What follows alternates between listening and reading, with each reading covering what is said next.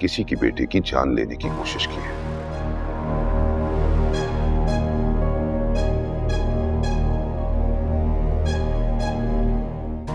सो मुल्जिमा तो वो है,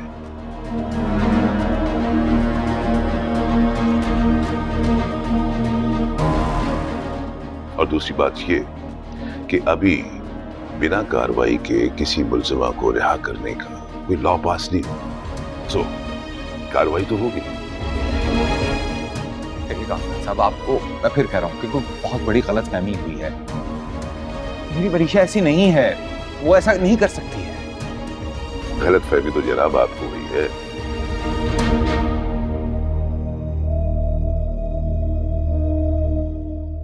वरीशा बीबी पहले भी कईयों के सर फोड़ चुकी है।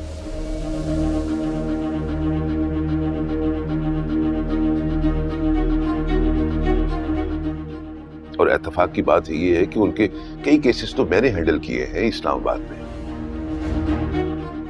इस्लामाबाद? जी हाँ, इस्लामाबाद। यही तो मुझे समझ नहीं आ रही कि वो कराची कब आई और अचानक आपकी बेटी कैसे बन गई। वरना मैं तो इनके वालिद को बहुत अच्छी तरह से जानता हूं।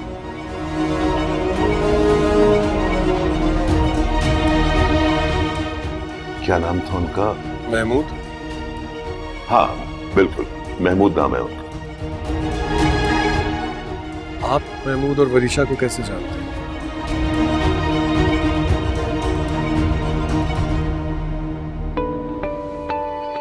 अरे लीजिए, बड़ी लंबी उम्र है महमूद साहब की।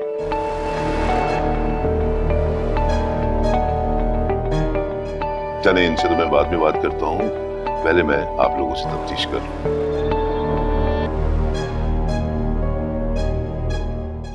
देखिए, आप तफ्तीश में मेरे साथ पूरा ताबुत करें, वरना मैं आपकी भतीजी को बचा नहीं पाऊंगा, क्योंकि जिस लड़के को जख्मी किया है वरीशा ने, उसकी फैमिली की तरफ से मुझ पे बहुत प्रेशर है।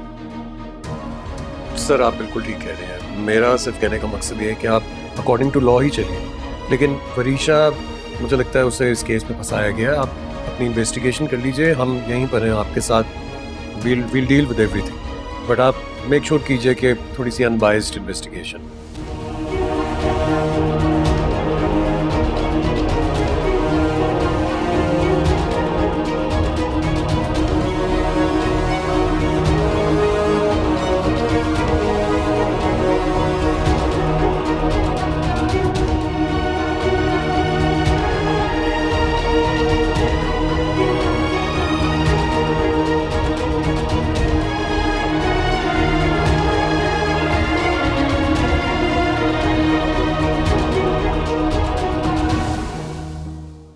फोन क्यों नहीं उठा रहे?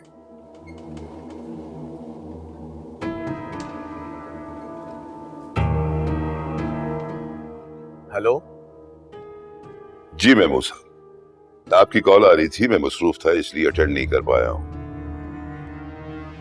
आपने तो इतला ही नहीं दी कि आप कराची कब आए।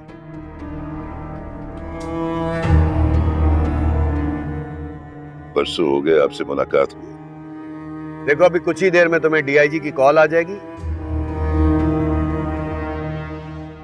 जैसा मैं कहता हूं वैसा ही करो। अरे एक तो जिसका दिल करता है आईजी की डीआईजी की धमकियां देना शुरू कर देते हैं। अब महमूद साहब आप ही बताइए कि मैं किसकी सुनूं, आपकी सुनूं, आपकी बेटी की सुनूं, या फिर मुख्तार साहब की सुनूं? तुम अपनी औकात में रहो, जैसा मैं कह रहा हूं वैसा करो। मुख्तार को खबर नहीं होनी चाहिए कि मेरी तुमसे बात हुई है या वरीशा अरेस्ट हो चुकी है। बरसों आपका नमक खाया है, आपसे नमक हरामी का तो सोच भी नहीं सकता। मगर वो क्या है ना कि आपने कॉल करने में बड़ी देर कर दी।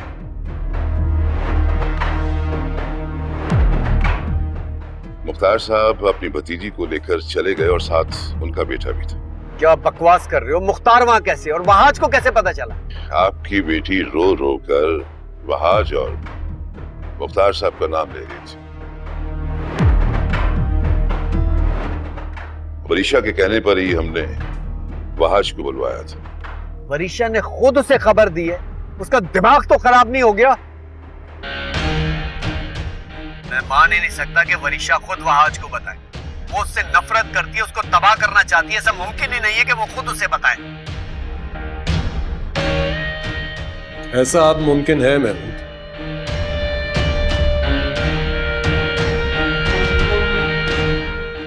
तुमने जो कुछ किया, तुम चाहो ना चाहो तुम्हें उसकी सजा तो भुगतनी पड़ेगी।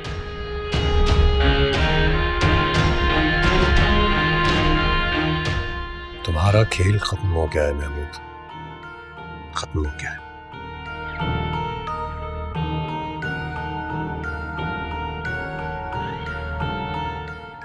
मेरा नहीं, तुम लोगों का खेल खत्म हुआ। मैं तुम सबको देख लूंगा, सबको। इस लड़की से मुझे इस बेवकूफी की उम्मीद नहीं थी वरीशा।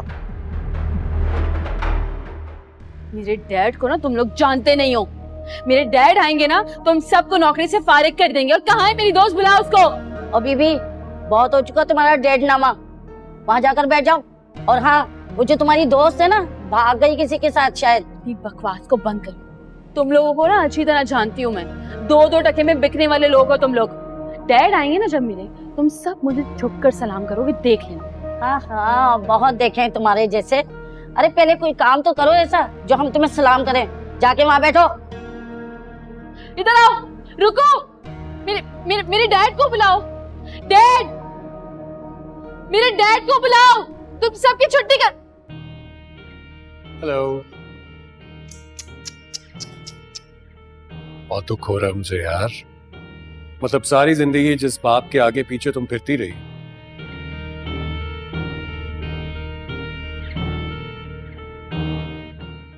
आज वो तुम्हें इस हाल में पूछने तक नहीं आया। तुम यहाँ कैसे आए? तुम ये छोड़ो, मैं यहाँ कैसे आया।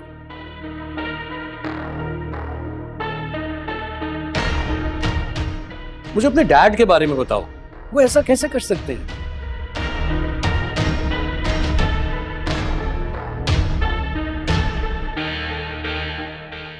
मतलब अपनी इतनी लाडली, इतनी प्यारी बेटी को इस हाल में यहां छोड़कर एक बार भी पूछने नहीं आए।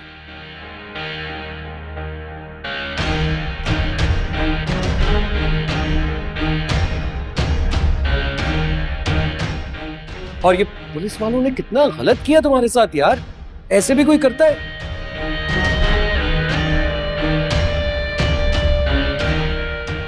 इतनी मासूम, इतनी नेक लड़की को यूं जेल की सलाखों के पीछे बंद कर रखा है। Not fair. किसने बताया आज? इस बेचारी माँ की बेटी।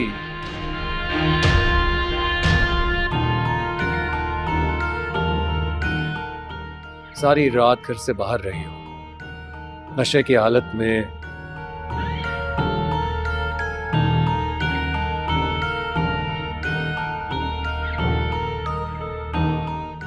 लोगों के साथ धींगा मुश्ती कर रही हो, लड़ाई झगड़े कर रही हो। जाहिर है उसी ने बताया होगा। मामा ने बताया?